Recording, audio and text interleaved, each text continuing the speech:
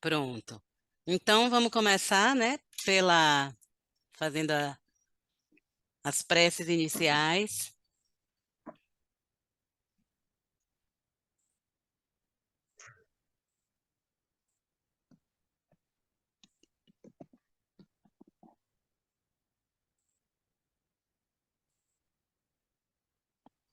Vocês estão vendo aí? Ok. Então, vamos. Guru Yoga. Vamos fazer 2 vezes em tibetano, 1 vez em português. Chi su dewa chen pe podran du drin chen sawe la mala soa de sanje su te parimpo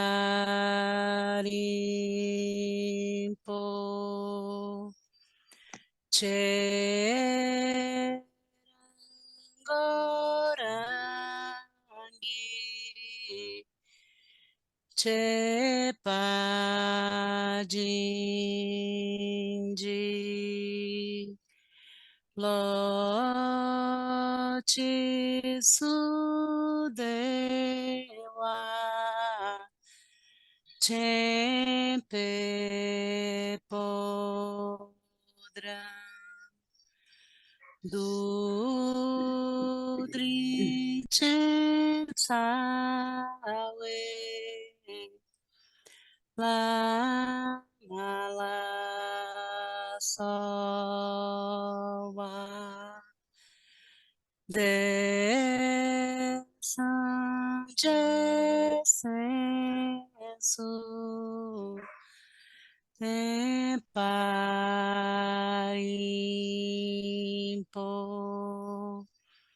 che rangorangi che pa jinjilo.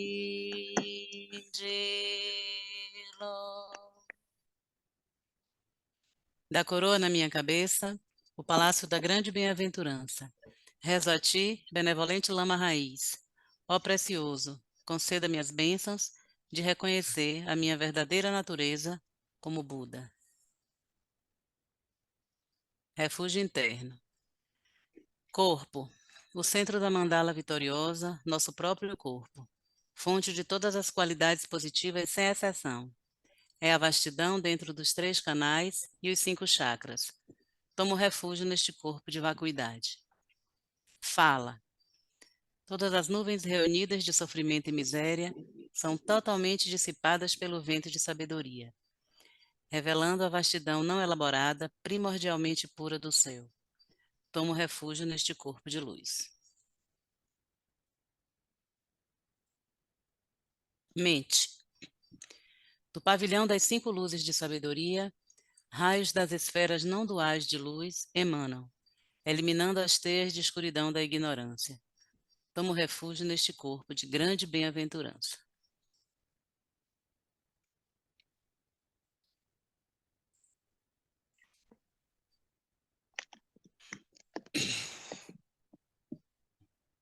Então, seja bem-vindo, Ricardo, Lourdes, que entrou agora também do Rio Grande do Sul. Ricardo, Jandina, está tentando entrar. Jandina, Boa seja noite, boa noite. bem-vinda. Boa noite, Ricardo. Olá, Tudo bem aí? tudo jóia. E aí? Aí é aonde? São Paulo. São Paulo? É. Ah, aqui é Bahia. Ah, legal. Eu estou com dificuldade de ficar até o fim, porque eu tenho um outro compromisso às 8h15, né? Então tenho tentado acompanhar um pouco aqui e depois pegar a gravação. Ah, tá. Beleza. Então ainda falta um tempinho, né? A gente está É isso agora aí. 17, 19h40, ainda temos 20. Isso. Quantos minutos? Você é de 20 e 15, é? Oi, é, 20 e 15, é. 8h15. Tem mais 35 minutos É, aí. 35 minutos. Então vamos seguir. Não sei se todos estavam na semana passada. Cris, não, né? Eu não estava, fiquei sem internet. Ah, beleza. Mas a gente está começando, né? A gente fez a introdução, agora a gente começou o primeiro capítulo. A gente vai lendo, né? A gente aqui também é aberto, né? O estudo é uma leitura, né? É uma leitura, não é um tema que a gente está estudando efetivamente, por conta que também não é budismo, né? Então, é um trabalho que o nosso mestre o Rinpoche recomendou fortemente que a gente fizesse, estudasse, lesse isso, compartilhasse essa visão, né, desses cientistas sobre essa questão da respiração que é tão importante para a nossa vida pessoal, para a nossa vida espiritual, para as nossas práticas, né? A respiração está envolvida em tudo. E é bem importante que a gente entenda um pouquinho sobre isso, né? E esse livro é muito, muito, muito interessante. É um livro enorme. Espero que a gente chegue até o final juntos, porque são 400 e tantas páginas, né? E a gente vai lendo como se fosse só 44. A gente vai lendo devagarzinho, né? Para a gente ir digerindo isso direitinho e usufruindo dos benefícios, né? Que isso vai trazer para a gente. Então, na semana passada, a gente ficou aqui, o, o tema basicamente foi a questão do nosso crânio, né? O nosso crânio, como nossos antepassados. A Lourdes esteve na primeira sessão. Beleza, Lourdes? Seja bem-vinda novamente. Então, como a gente evoluiu, né? Evoluiu, mas a formação da nossa cabeça, do nosso crânio, nas nossas órgãos de respiração aqui, todos diminuíram, né? Então ele fala assim, a gente não vê, todos os crânios modernos têm dentes tortos, né? Tem uma série de questões que tudo vem por conta dessa respiração também que ficou, digamos assim, deficitária, né, em relação à passagem do ar, e a gente percebe isso porque quase todos nós na vida, em algum momento, tivemos questões de respiração, alergias. Se não é na gente, que a gente nem se lembra mais, mas os filhos, a gente já viu os meninos tudo entupido, e é alergia, e é isso e aquilo, né? Então, a gente vê que isso é uma questão que está sempre presente na nossa experiência, né? Então, no final da página aqui, ele pergunta por que a gente evoluiria para adoecer, né? Que foi uma evolução, mas na prática isso trouxe para a gente essas questões de saúde, né?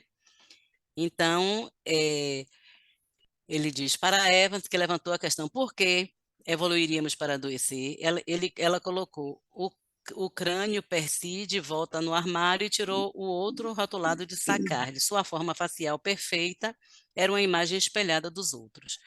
Então, era isso que eles estão tentando descobrir. Eu vou agora compartilhar aqui essa parte do livro que a gente está, né? Aqui.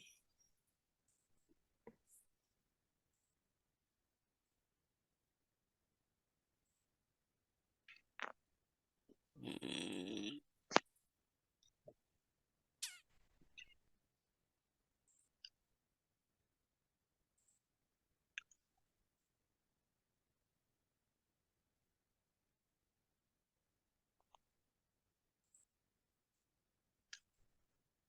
Eu consegui compartilhar, não. Aqui. Todo mundo está vendo? Pronto. Então, a gente parou aqui né?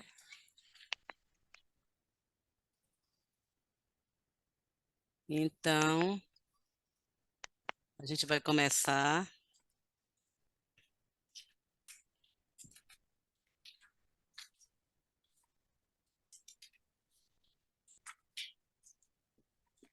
Então, a gente vai começar nessa página aqui agora, né? Então, aí ele vai falar sobre essa questão dessa nossa evolução, né, do nosso corpo físico e essas complicações respiratórias. Tem algum voluntário para ler? Se tiver, é só levantar o dedinho. Se não, a gente lê aqui. Depois a gente compartilha a leitura.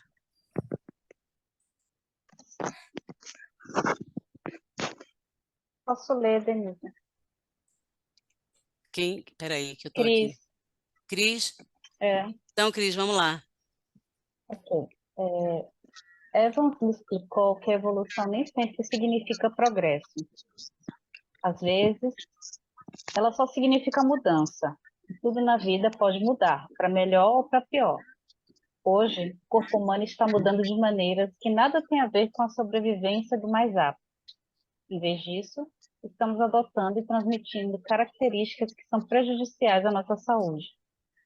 Esse conceito, chamado desevolução, foi popularizado por Daniel Lieberman, biólogo de Harvard, e explica por que nossas costas doem, nossos pés incomodam e os ossos estão ficando mais quebradiços. A desevolução também ajuda a explicar por que estamos respirando tão mal. Para entender como e por que tudo isso aconteceu, precisamos voltar no tempo, voltar muito no tempo, pois antes dos Homo sapiens vieram os sapiens. Que criaturas estranhas, de pé na grama alta da savana, com braços desengonçados e cotovelos pontudos, olhando para o mundo vasto e selvagem, com testas que pareciam viseiras peludas. Enquanto a brisa mexia a grama, nossas narinas, do tamanho de jujubas, flexionavam-se verticalmente acima de nossa boca, sem queixo, notando os aromas que o vento trazia. A época foi 1,7 milhões de anos atrás, e o primeiro ancestral humano, Homo habilis, estava vagando pelas costas orientais da África. Nós já tínhamos abandonado as árvores havia muito tempo. Sabíamos andar com as próprias pernas e treinávamos como usar o pequeno dedo da parte interna da mão. Em breve, nosso Homo habilis o transformaria em um polegar opositor. Usando esse polegar e os dedos para pegar coisas, arrancar plantas, raízes e gramíneas do chão e construir ferramentas de caça, como pedras afiadas o suficiente para arrancar a carne do rosto de um antílope. Digerir essa dieta crua exigia muito tempo e esforço. Então, pegamos algumas pedras e esmagamos nossas presas com elas. Amaciar os alimentos, especialmente a carne, nos poupou de alguns dos esforços de digestão e mastigação. E nós usamos essa energia extra para desenvolver um cérebro maior. Velhar comida nos trouxe ainda mais benefícios. Há cerca de 800 mil anos, começamos a processar alimentos no fogo, que liberavam uma quantidade enorme de calorias adicionais. Nosso intestino grosso, que ajudava a digerir frutas e vegetais ásperos e fibrosos, encolheu consideravelmente devido a essa nova dieta, o que nos ajudou a economizar ainda mais energia. Esses ancestrais mais modernos, os Homo erectus, o usaram para desenvolver um cérebro ainda maior, 50% maior que os dos nossos antepassados hábeis.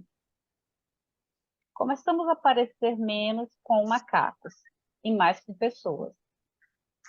Se você pudesse pegar um Homo erectus, vesti-lo com o terno da Brooks Brothers e colocá-lo no metrô, ele provavelmente não chamaria atenção.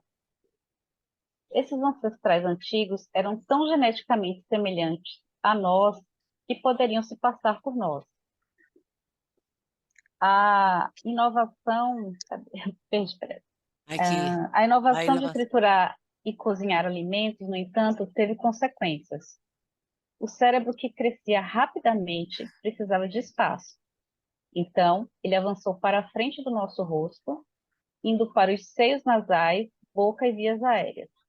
Com o tempo, os músculos do centro do rosto se soltaram e os ossos da mandíbula enfraqueceram e ficaram mais finos. O rosto encurtou e a boca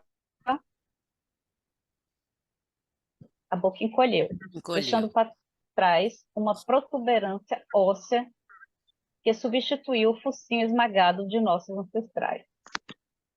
Esse novo recurso era só nosso e nos distinguia de outros primatas, o nariz saliente. O problema era que esse nariz menor, posicionado verticalmente, era menos eficiente na filtragem do ar e nos expunha a mais patógenos e bactérias transportados pelo ar. Os seios da face e a boca menores também reduziram o espaço em nossa garganta.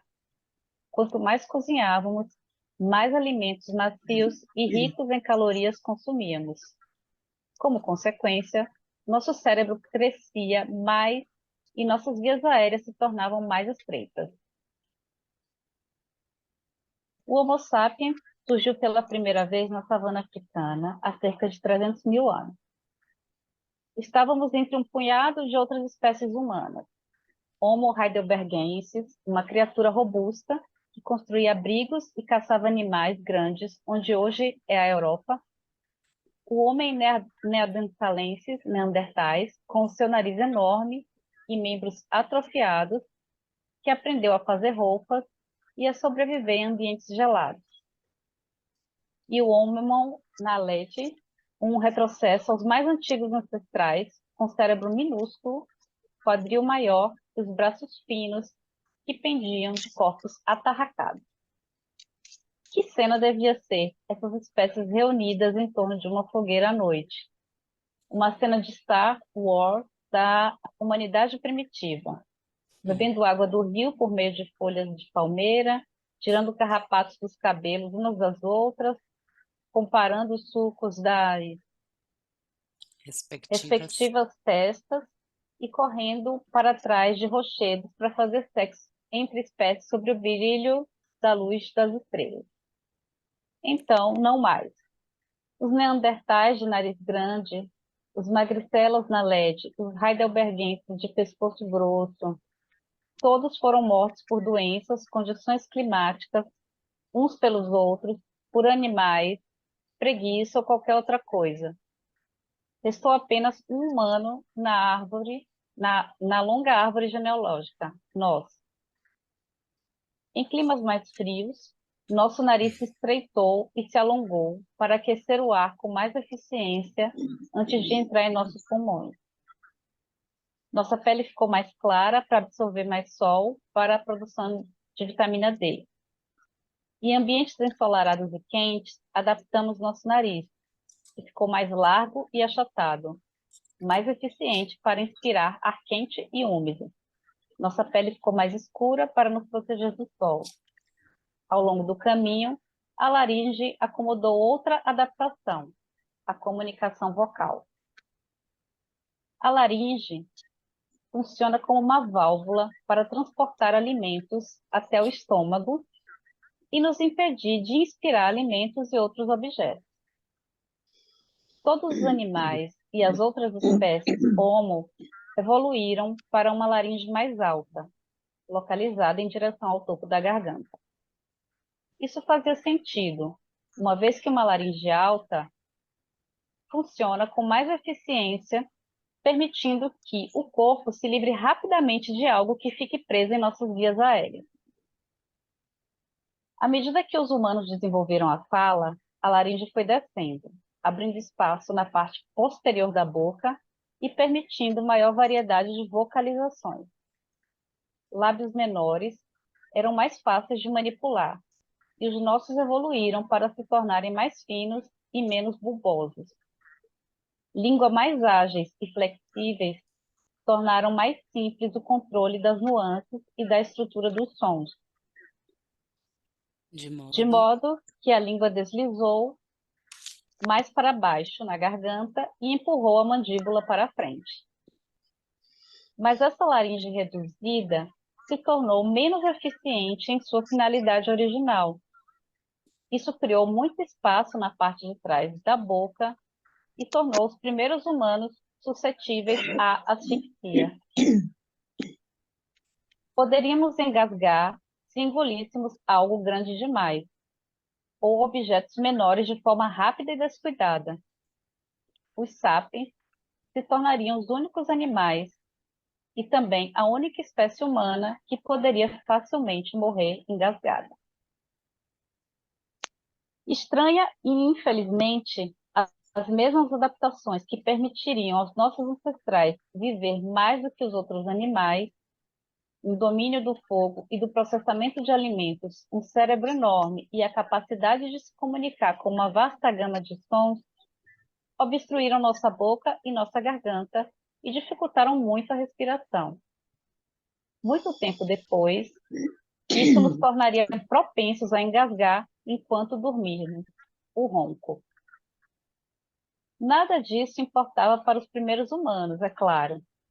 Por dezenas de milhares de anos, nossos ancestrais usariam a cabeça superdesenvolvida para respirar muito bem, armados com um nariz, uma voz e um cérebro superdimensionado, os humanos dominaram o mundo. Fiquei pensando em nossos antepassados hirsutos desde que visitei Evans meses atrás.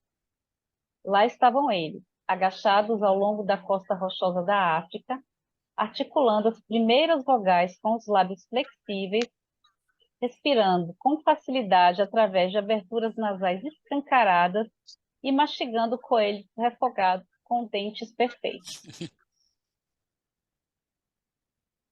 E aqui estou eu, de queixo caído, sob uma luz LED, olhando para a página do Wikipedia sobre o Homo floresiensis no meu celular, mastigando pedaços de uma barra nutricional com pouco carboidrato, com dentes tortos, tossindo e chiando, e inspirando ar nenhum por meu nariz obstruído.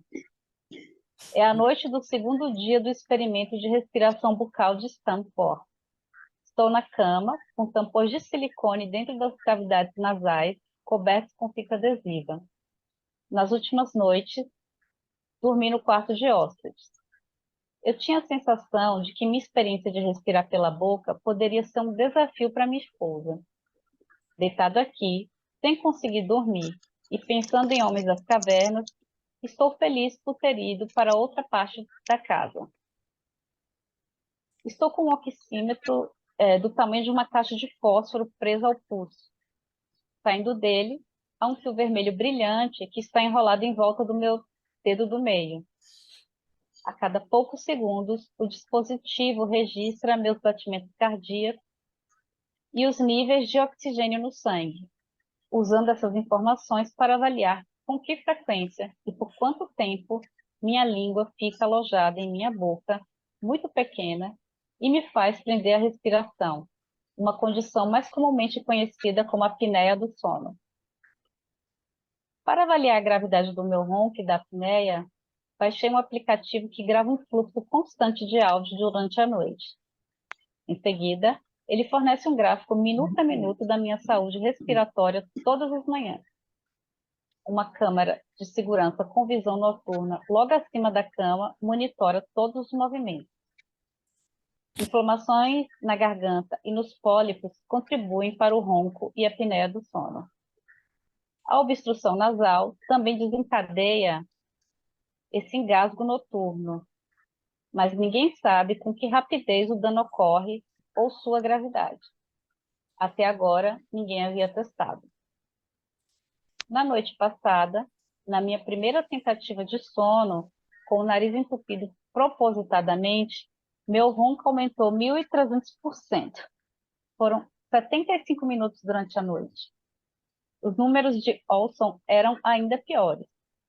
Ele passou de 0 a 4 horas e 10 minutos. Eu também havia passado por um aumento quadruplicado na ocorrência da apneia do sono. Tudo isso em apenas 24 horas. Agora, deitado aqui, por mais que eu tente relaxar e me submeter a esse experimento, é um desafio. A cada 3,3 segundos, outra rajada de ar não filtrado, sem umidade e sem aquecimento entra pela minha boca, secando minha língua, irritando minha garganta e sobrecarregando meus pulmões. E eu ainda tenho mais 175 mil respirações pela frente. Pugs, machins, boxer e outros cães braquicefálicos se desenvolveram de modo a ter face plana e cavidades sinusais menores. Sinusais, isso mesmo. Por isso, sofrem de uma variedade semelhante de problemas respiratórios crônicos. De certa forma, os humanos modernos se tornaram o homo equivalente a esses cães altamente endogâmicos. Esses cães, eles foram modificações genéticas, né? Que foi para ficar com essa face assim, essa cara achatada, né? E diz que eles têm muitos problemas por conta disso, né? Minha filha, que estudou veterinária, ela fala como eles têm problemas, porque tem facilidade para se afogar, até bebendo água, tem dificuldade. É bem complicado isso, né? Será que outra Enfim, pessoa quer ler agora um é isso que eu pouco? ia perguntar. Mas se você quiser continuar, também pode. Robério, boa noite, Robério. Como vai você? Olá, Denise. Boa noite. Boa Tudo em noite. Tudo em paz, vo- graças a... Hã? Eu estou gostando muito da leitura, bem interessante. É bem interessante, viu? Muita coisa para a gente aprender, né? É isso. Para a gente ficar mais compreender mais essa questão da respiração, né? Que vira e mexe a gente tem alguma coisinha, né? Isso, verdade. Respiração é tudo, né, Denise? Respiração é tudo, é. É, Tanto no aspecto físico, né? Quanto no outro aspecto mais sutil, né? Na atenção. É tanta isso. coisa que a respiração é na liberação, né? De emoções, de tudo. É muito, né? É bom demais a gente saber disso. Bom te ver, meu amor. Obrigado também. A recíproca é verdadeira. Estou feliz.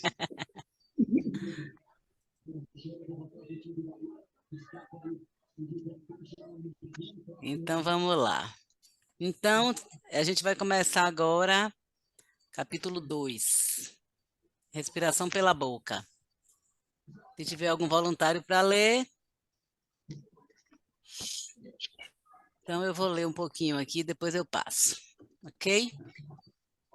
Então, respiração pela boca. São 8h15. Ao estilo de Kramer de Seinfeld, Olson irrompe pela porta lateral do quarto que estou ocupando no piso inferior. Bom dia, grita ele.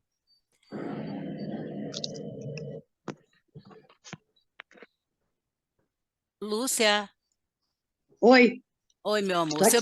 Seu microfone está aberto. Eu Deixa não eu sei, ver. eu não sei se você sabe fechar. Deixa eu Se ver. Acho você, que eu vou se virar você aqui. não souber, não tem problema. Mas é só para você ficar atenta que qualquer coisinha que você mexe com ele ou que você se mexe faz barulho.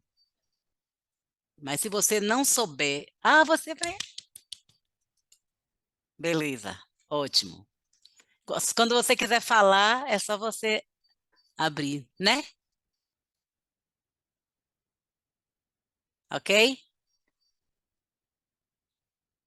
Pronto. Então vamos lá. Bom dia, gritou ele. Olson está com bolinhas de silicone enfiadas no nariz, calça de moletom cortada e uma blusa de moletom da Abercrombie Fitch.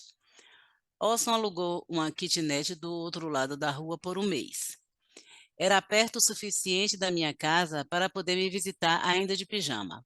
mas não o suficiente para não parecer um maluco fazendo isso. Seu rosto, antes bronzeado e alegre, agora está pálido e macilento. Ele tem a mesma expressão aérea de ontem, o mesmo sorriso assustado de ontem e anteontem. Hoje chegamos à metade do experimento de respirar pela boca. E como todos os outros dias, como ele tem feito 3 vezes por dia, manhã, hora do almoço e noite, Olson se senta à minha frente na mesa. 1, 2, 3. Viramos para um monte de máquinas que emitem roncos e bips na mesa, atamos cintas em nossos braços, colocamos sensores nos ouvidos, enfiamos termômetros na boca e começamos a registrar nossos dados fisiológicos em planilhas. As leituras revelam o que os dias anteriores já mostravam. A respiração pela boca está destruindo nossa saúde. Minha pressão arterial aumentou em média 13 pontos em relação ao que era antes do exame, o que me colocava no fim do primeiro estágio de hipertensão. Se não for tratado, esse estado de pressão arterial cronicamente alta, comum em 1/3 da população dos Estados Unidos, pode causar ataques cardíacos, derrames e outros problemas sérios. Enquanto isso, a variação da minha frequência cardíaca, uma medida do equilíbrio do sistema nervoso, despencou. Ou seja, meu corpo estava em estado de estresse. Além disso, minha pulsação aumentou, a temperatura corporal diminuiu e a minha clareza mental chegou ao fundo do poço.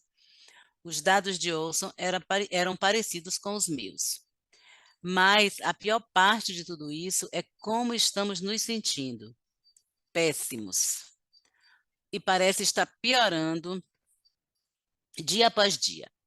Como em todas as vezes, Olson termina seu último exame, retira a máscara do respirador de seus cabelos brancos, fica de pé e enfia os plugs de silicone um pouco mais fundo nas narinas. Veste a blusa de moletom e diz até mais tarde. E sai. Eu assinto e o observo atravessar a rua de chinelos. O último protocolo do teste, comer, acontece em solidão. Nas 2 fases do experimento, comeremos a mesma comida no mesmo horário. Registraremos nosso índice de glicemia tomando as mesmas medidas ao longo do dia para ver como a respiração pela boca e pelo nariz pode afetar o peso e o metabolismo. Então, esse é um experimento para respirar só pela boca, né? Hoje são 3 ovos, meio abacate, um pedaço de pão preto integral e um bule de chá lapsang. Daqui a 10 dias estarei sentado nesta cozinha de novo, comendo a mesma coisa. Depois de comer, lavo a louça, pego os filtros usados, as fitas de pH e as anotações em post-its no laboratório da sala de estar e respondo a alguns e-mails. Às vezes, Olson e eu passamos um tempo juntos testando modos mais confortáveis e eficientes de manter nosso nariz bloqueado. Plugs de ouvido à prova d'água, duros demais. Plugs de ouvido de espuma, moles demais. Um clipe de nariz de nadador, dolorido demais. E uma almofada de máscara nasal, confortável, mas parece um equipamento de bondage. Papel higiênico, muito leve. Chiclete, muito grudento. Por fim, encontramos um vencedor. Fita cirúrgica por cima dos plugs de silicone ou espuma, que é irritante e sufocante, mas é a menos horrorosa das opções. Ai, gente, imagine que agonia. Mas, na maior parte do tempo, todos os dias, nos últimos 5 dias, Olson e eu ficamos sozinhos em nossos quartos, odiando a vida. Costumo me sentir como se estivesse preso em um sitcom ruim, na qual ninguém ri. Um dia em feitiço do tempo de tristeza eterna e sem fim. Ai, que horror. Felizmente, hoje é um pouco diferente. Hoje, Olson e eu vamos andar de bicicleta. Não num calçadão da praia ou à sombra da Golden Gate, mas dentro das paredes de concreto de uma academia do bairro. Andar de bicicleta foi ideia de Olson. Ele passou cerca de 10 anos pesquisando as diferenças no desempenho entre respiradores nasais e respiradores bucais durante exercícios intensos. Havia conduzido estudos em atletas de CrossFit e tinha trabalhado com treinadores. Convenceu-se de que respirar pela boca pode colocar o corpo em um estado de estresse que nos torna mais rapidamente fatigados, prejudicando o desempenho atlético. Insistiu que, por alguns dias durante cada fase do experimento, subíssemos em bicicletas ergométricas e pedalássemos até o limite da nossa capacidade aeróbica. O plano era nos reunirmos na academia às 10h15. Visto um short, pego o rastreador de atividades, um par extra de plugs de silicone, uma garrafa de água e saio pelo quintal. Perto da cerca encontro Antônio, um empreiteiro e amigo de longa data que vem fazendo trabalhos de reforma no piso superior da minha casa. Antes que eu possa ir direto para a saída do jardim, ele percebe os tampões rosados no meu nariz. Larga alguns materiais que está carregando e se aproxima para dar uma olhada. Conheço Antônio há 15 anos e ele já ouviu muitas das minhas histórias estranhas sobre lugares distantes que eu havia pesquisado no passado. Antônio sempre demonstrou interesse e apoio. Isso terminou quando contei o que estava fazendo naquela semana. É uma péssima ideia, disse ele. Na escola, quando eu era jovem, os professores andavam na sala de aula, cara, e pá, pá, pá, pá, pá.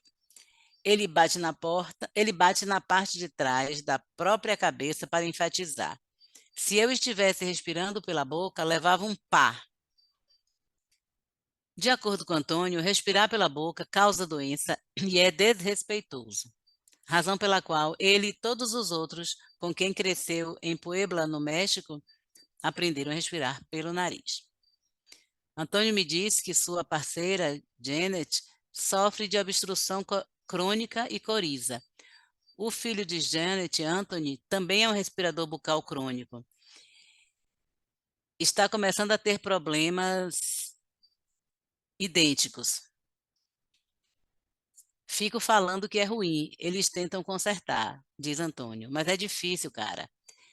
Eu tinha ouvido uma história semelhante de um homem indo-britânico chamado David alguns dias antes, quando Olson e eu tentamos a nossa primeira corrida pela ponte Golden Gate com o nariz tapado.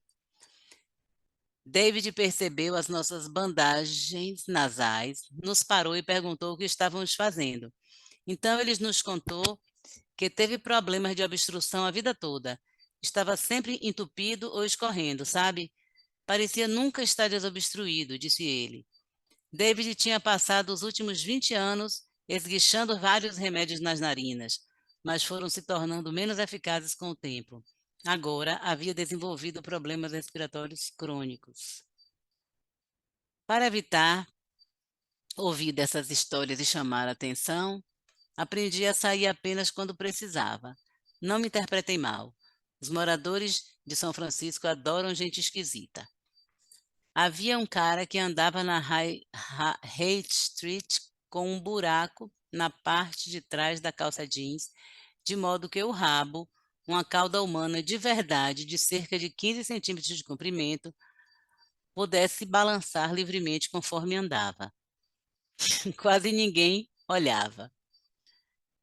Mas ver Olson e eu com plugs e fita adesiva acabou sendo demais para os locais suportarem. Onde quer que estejamos, somos interrogados ou ouvimos a longa história de alguém sobre problemas respiratórios, o nariz congestionado, as alergias piorando, a cabeça doendo e o sono de má qualidade. Eu me despeço de Antônio com um aceno, puxo a aba do boné um pouco mais para baixo, a fim de esconder meu rosto cheio de apetrechos, e corro alguns quarteirões até a academia. Passo por mulheres correndo nas esteiras e por idosos nos aparelhos de musculação. Não consigo deixar de notar que todos respiram pela boca. Tudo bem, gente?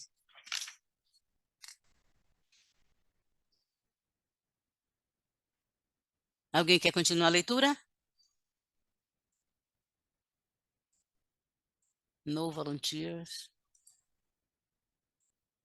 Ok.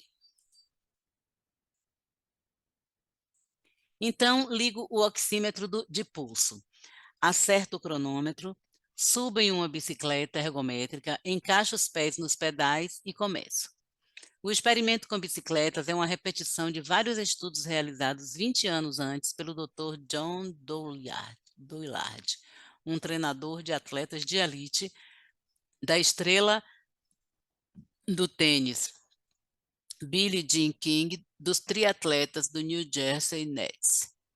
Nos anos 1990, Douillard ficou convencido de que a respiração pela boca estava prejudicando seus clientes. Para provar isso, reuniu um grupo de ciclistas profissionais, equipou-os com sensores para registrar seus batimentos cardíacos e respiratórios e os colocou em bicicletas ergométricas. Durante 20 minutos, Douillard aumentou a resistência nos pedais, exigindo que os atletas aplicassem mais energia progressivamente. Durante o primeiro teste, Douillard disse aos atletas para respirarem apenas pela boca. À medida que a intensidade aumentava, também aumentava a frequência respiratória, o que era esperado. Quando os atletas chegaram à fase mais difícil do teste, pedalando 200 watts de potência, estavam ofegando e lutando para recuperar o fôlego. Então, Douillard repetiu o teste enquanto os atletas respiravam pelo nariz.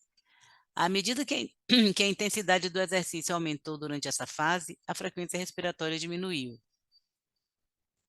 No estágio final de 200 watts, um dos participantes que respirava pela boca a uma frequência de 47 respirações por minuto, fez a respiração pelo nariz e uma frequência de 14 respirações por minuto. Ele manteve a frequência cardíaca com que iniciou o teste, embora a intensidade do exercício tivesse aumentado 10 vezes. Simplesmente treinar para respirar pelo nariz, relatou Douillard, poderia reduzir o esforço total pela metade e oferecer enormes ganhos em resistência. Os atletas se sentiram revigorados enquanto respiravam pelo nariz e não exaustos. Todos juraram que nunca mais respirariam pela boca. Pelos próximos 30 minutos na bicicleta ergométrica, segurei o protocolo de teste de Douillard, mas, em vez de medir o esforço com o peso, vou usar a distância. Vou manter minha frequência cardíaca constante em 136 batimentos por minuto, enquanto meço a distância que posso atingir com o nariz entupido, respirando apenas pela boca. Olson e eu voltaremos aqui nos próximos dias. Depois voltaremos na próxima semana para repetir o teste, respirando apenas pelo nariz. Esses dados darão uma visão geral de como esses dois canais respiratórios afetam a resistência e a eficiência energética. Interessante. Respirar só pela boca, ainda mais fazendo exercício, deve ser terrível, né? Seca tudo, deve ser complicado. Denise, quer trocar um pouco para você respirar? Não só pela boca, não pela boca, né, Cris? Pelo É, nariz, né? Tá certo, vamos. para entender como e por que o experimento de Douillard funcionou, primeiro precisamos entender como o corpo produz energia a partir do ar e dos alimentos. Existem duas opções, com oxigênio, um processo conhecido como respiração aeróbica, e sem ele, que é chamado de respiração anaeróbica. A energia anaeróbica é gerada apenas com glicose, um açúcar simples, e é de acesso mais rápido e fácil para nosso corpo. É um tipo de sistema de backup e impulso para quando o corpo não tem oxigênio suficiente. Mas a energia anaeróbica é ineficiente e pode ser tóxica, criando um excesso de ácido lático. A náusea, a fraqueza muscular e a sudorese que ocorrem depois de se esforçar demais na academia são consequências de sobrecarga anaeróbica. Esse processo explica por que os primeiros minutos de um treino intenso costumam ser tão horríveis. Nossos pulmões e nosso sistema respiratório não alcançaram o suprimento de oxigênio de que o nosso corpo precisa e, portanto, este precisa usar a respiração anaeróbica. Isso também explica por que, Após o aquecimento, o exercício parece mais fácil. O corpo mudou da respiração anaeróbica para a aeróbica. Essas duas energias são Ah, produzidas em diferentes fibras musculares. Alguém quer falar? Não, né? hein? Quer falar? Não, né? Não, eu tô achando interessante isso, né, da respiração É, anaeróbica e aeróbica, né? Quando começa o exercício, né, é, a gente está usando a respiração anaeróbica, né?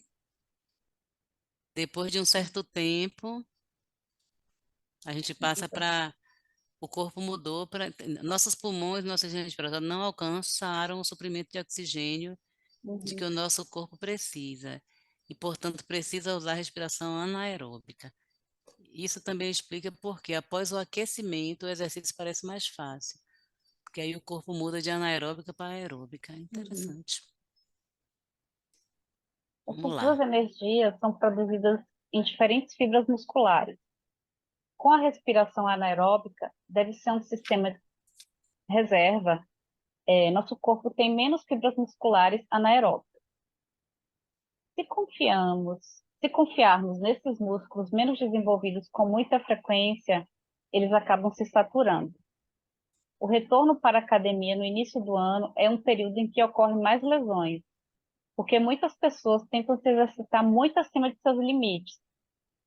Essencialmente, a energia anaeróbica é como um possante clássico, rápida e responsiva para viagens rápidas, mas poluente e impraticável para viagens longas.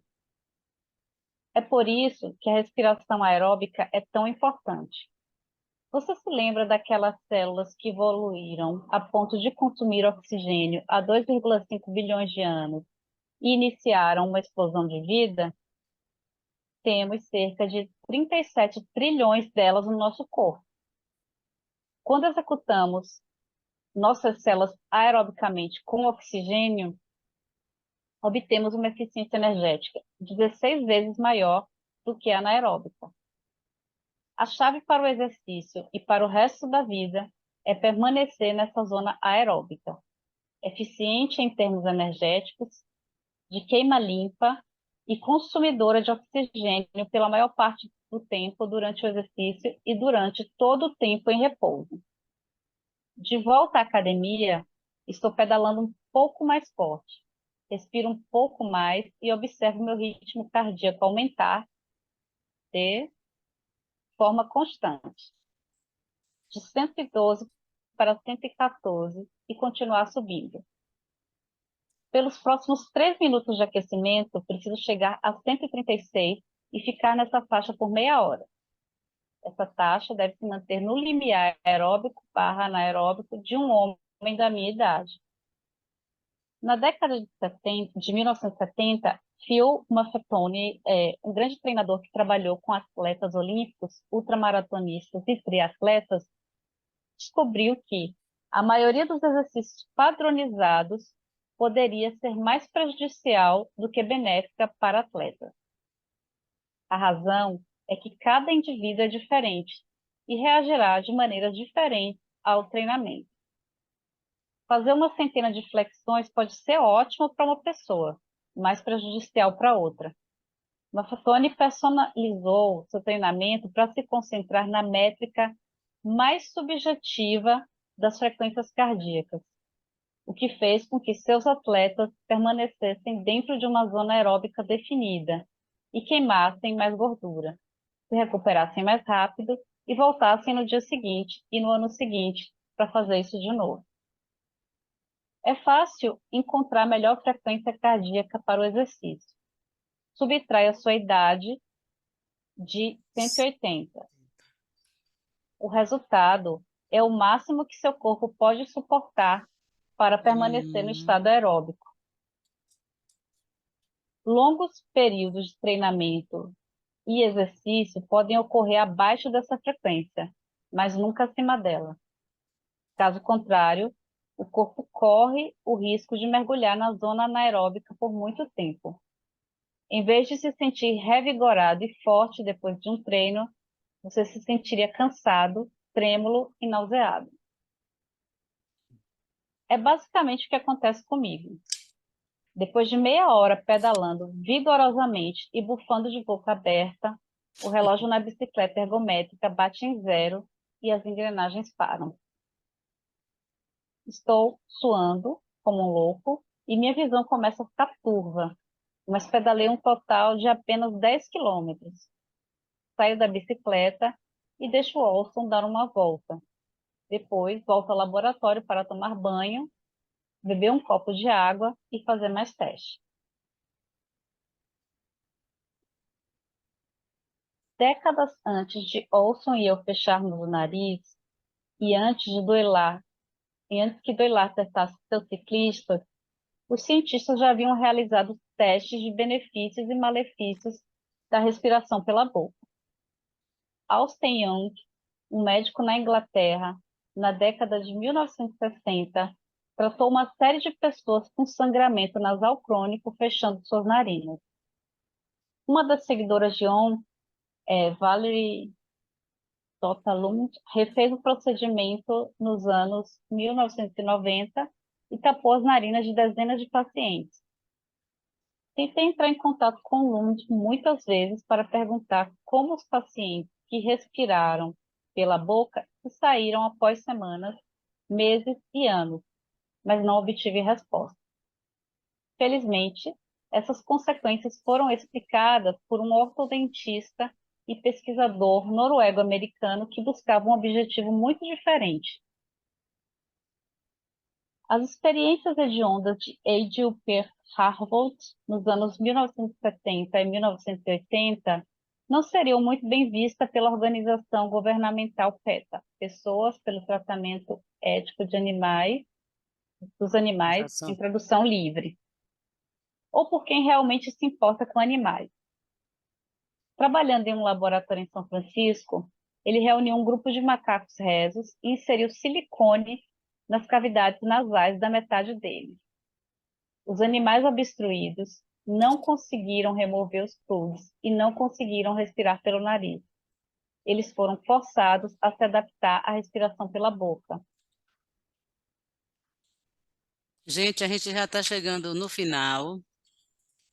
A gente vai interromper agora, né? Deixar para a próxima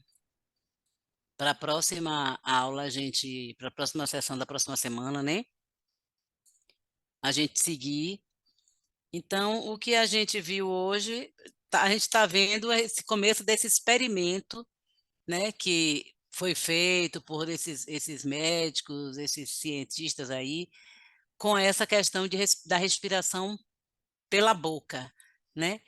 Então, isso mais adiante a gente vai ver, né, que, por exemplo, muitos de nós muitas vezes respiramos muito pela boca por questões, né, essas questões respiratórias que a gente já falou aqui, né? Então, ele está fazendo ele faz esse experimento, né?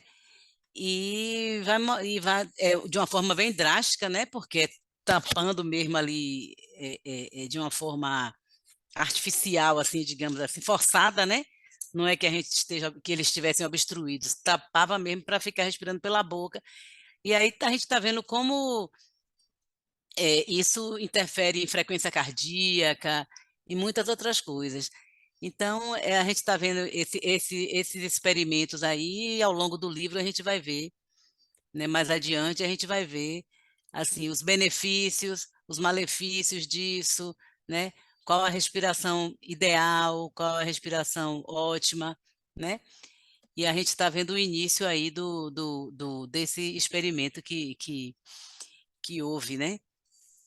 Então, alguém tem alguma coisa alguma dúvida, algum comentário sobre o que a gente leu? Ou a gente vai seguir para a próxima semana se encontrar? Então é isso, né? Foi muita informação, né?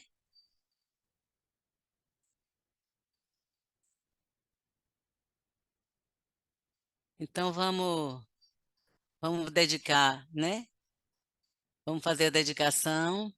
Se ninguém tem nada mais para falar.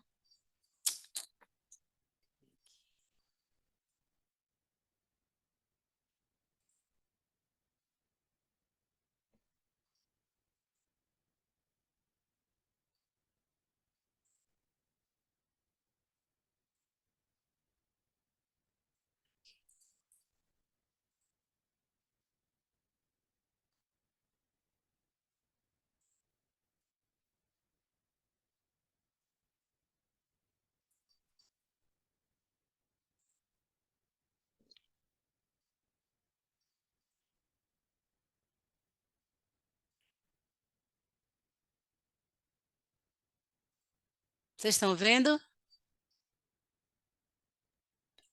Você já abriu, Denise? A gente tá vendo, eu estou vendo só os arquivos fechados. Ah, é? É, Você não está vendo dedicação, não? eu estou vendo, Não a abriu. seta está em cima de abrir. Para mim não abriu, não. Você viu aí, está escrito dedicação. Tá, dedicação, só que você teria que clicar em cima, não duas vezes. De onde? Onde está escrito? Para mim não está aparecendo, não. Ah, é? Peraí.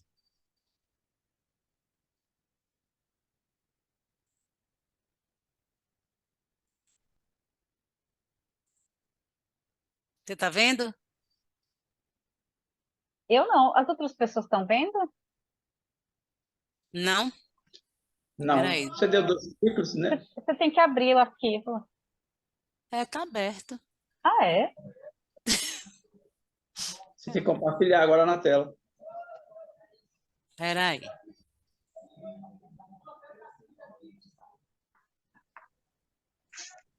E agora?